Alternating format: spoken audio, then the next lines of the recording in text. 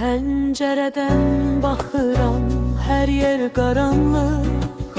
Sanki dayanıb zaman sadəcə bir anlıq. Sənin yoxluğun çöküb bu şəhərə. Gözlərim dikilib uzaq bir yerə. Yenə xatirələr gəlir üstümə. Kədər duman kimi qonub qəsdimə. Nə bir səs var burada, nə bir təsəlli. Sənsiz nə haldayam, hər kəsə bəlli. Yenə bu gecə mən çox darıxıram. Yollara baxaraq tənha qalıram. Dərdimə tapılmır bir çarə yox.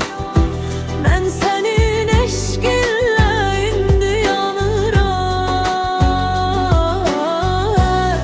Yenə bu gecə mən çox təkəm. Sənsiz bu dünyada mən bir kölgəyəm.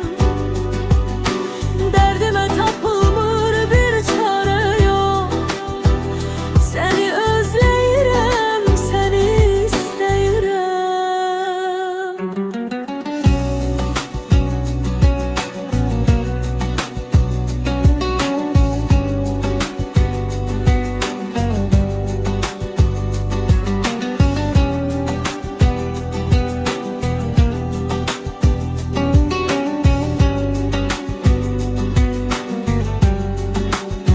Sən getdin sanki işıqlar söndü.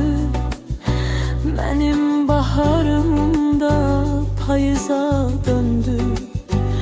Kimə deyim dərdimi, kimə danışım.